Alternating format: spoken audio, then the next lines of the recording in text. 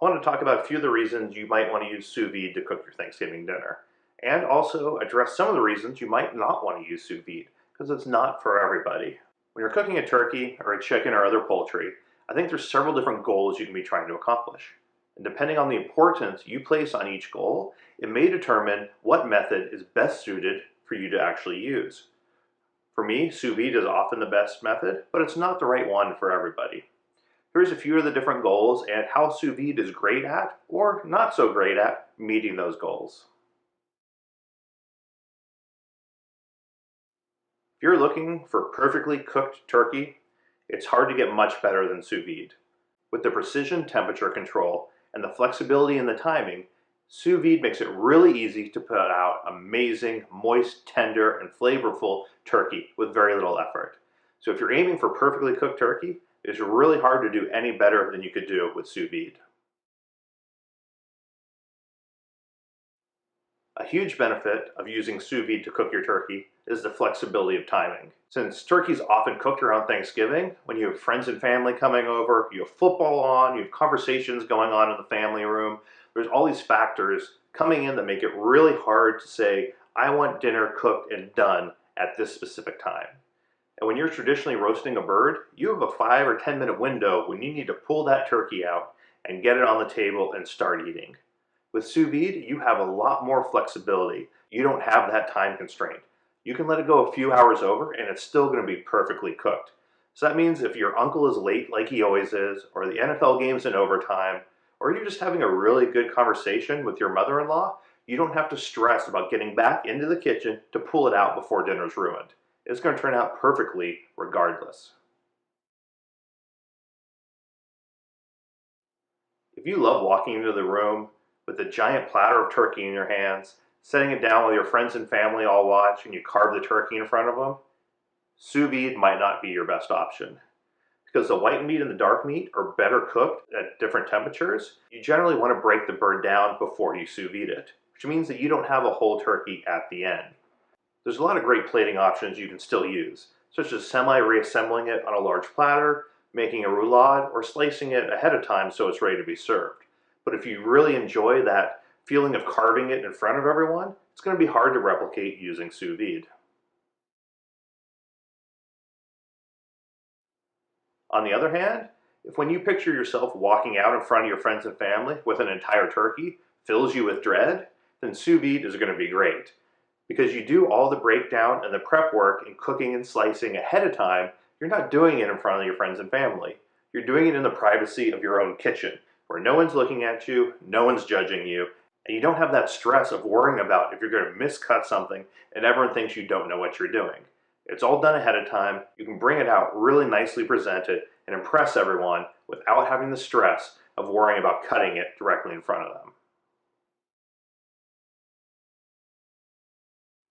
When I was younger, I loved eating super crispy turkey skin.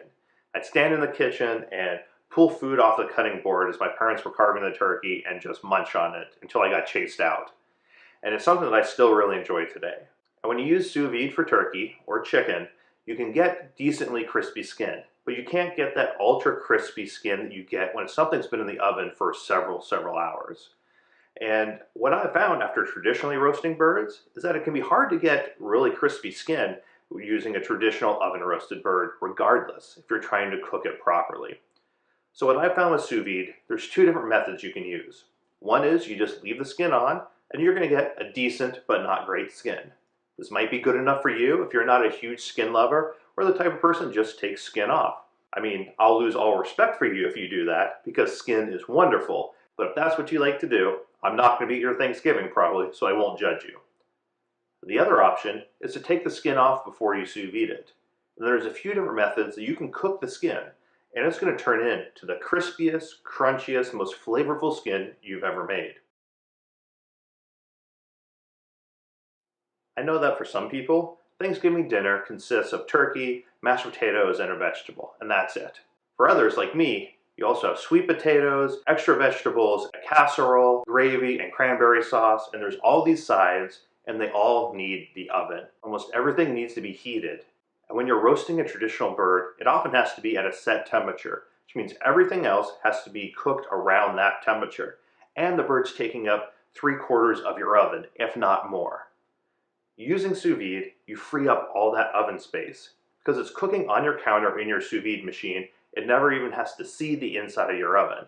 It gives you flexibility in the temperature of your oven, and it frees up all the space in your oven. So you can put all those other sides in there that you want, whether that's heating up green beans, keeping things warm, or toasting marshmallows for the top of a sweet potato casserole. And the other benefit is, your oven isn't running the entire day heating up your kitchen. If your kitchen is anything like mine, it gets hot by the time it's ready to eat. And not having that oven blasting at 350 to 400 degrees means it stays cooler longer, and I'm not a sweaty mess by the time I'm ready to serve my friends and family.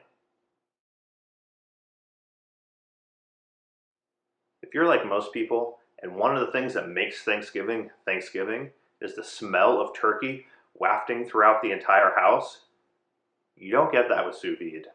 You get a little bit of smell at the end when you're searing it, but in general, you don't have that great aroma. But what I'll tell you is, the fact that the food comes out perfectly cooked more than makes up for it. But if you do want the perfectly cooked sous vide turkey, and you still want the smell, I'll share a little secret with you.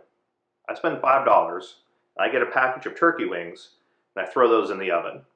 When I'm making the side dishes, keeping things warm in the oven, the turkey wings are in there, heating and releasing their aroma into the house. You get all that wonderful aroma, but your turkey still turns out perfectly cooked. That's what I do, and I've never had anyone complain about the fact that I'm not roasting an entire turkey. If you're making more than a few dishes for Thanksgiving, you're trying to keep track of everything that's going on, cutting things and prepping them and getting them in the oven and pulling them out of the oven. And there's all this going on that you have to keep track in your mind. Using sous vide removes the largest individual concern you have to keep track of. You know the turkey is going to be perfectly cooked, you know it's going to be ready when you want it to be ready, and you know that you're not going to ruin anything. Having that taken off of your plate makes it so much easier to focus on all the other things going on. Knowing that you just have to reheat your turkey or pull it out of the water bath and sear it when you're ready to eat simplifies things so much that you can focus on all the other details. Or you can just enjoy spending time with your friends and family instead of being stuck in the kitchen, which, depending on your friends and family, could be a positive or a negative.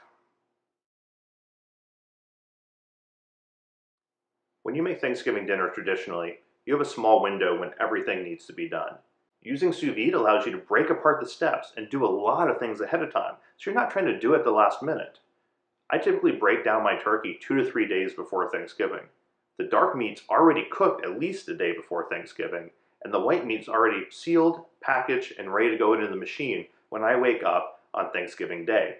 It removes all of this stress and means that I can focus on the things that are important to me on Thanksgiving, whether that's putting the sides together, setting the table, or making drinks and hanging out with my friends and family.